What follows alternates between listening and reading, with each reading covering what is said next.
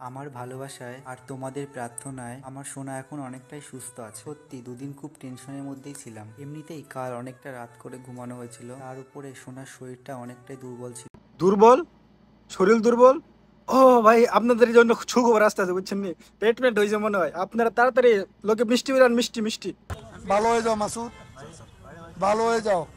তাই আর সোনাকে বেশি বিরক্ত না করে আমি উঠে পড়লাম। উঠে আগে হাত মুখ দিয়ে ফ্রেশ হয়ে নিলাম, তারপর চলে গেলাম আমাদের পাড়ার দোকান থেকে বাড়ি ফেরার সময় মনে মনে আমি ভাবছিলাম হয়তো আমার সোনা উঠে পড়বে। হ্যাঁ, যেমন ভাবা তেমনই কাজ। এসে দেখি শোনো, উঠতে গেছে গা, উঠতে গেছে গা, উঠতে গেছে গা।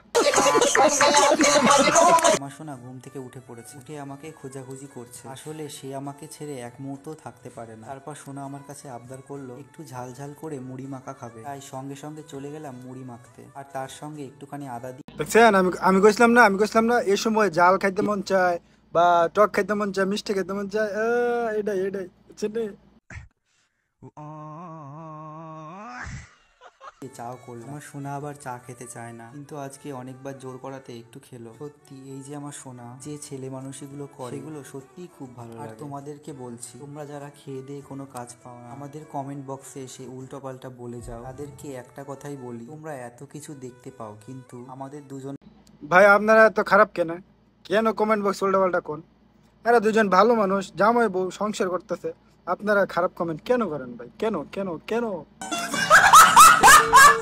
এত ভালোবাসা ওই সেগুলো তো দেখতে পাও না। আমাদের ভালোবাসার কি কোনো দাম নেই? অবশ্যই হ্যাঁ, এটাও সত্যি কথা, এই দুনিয়াতে ভালো কোনো জিনিসের কদর নেই। আজকে কথা আছে আছে আছে, ভালোবাসার দাম সবসময় থাকে। ভালোবাসার দাম না থাকলে হইব? এটা একটা কথা কইলেন মিয়া।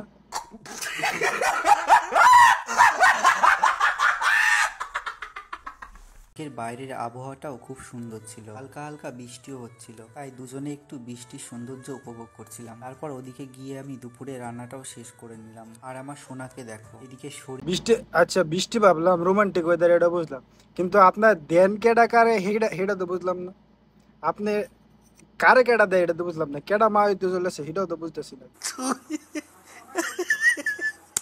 ভালো নেই, তাও কাজ করতে ব্যস্ত। তারপর দুজনে স্নান সেরে বসে পড়লাম দুপুরের খাবার খাওয়ার জন্য। আজকের ভিডিওটা আর বেশি বড় করলাম না। ভিডিওটা ভালো লাগলে লাইক কমেন্ট শেয়ার আর ফলো করে আমাদের পাশে থাকবে। হিডা হিডারে খাওয়াইতে যাচ্ছে, তার মানে হিডা জামাই হিডা বউ।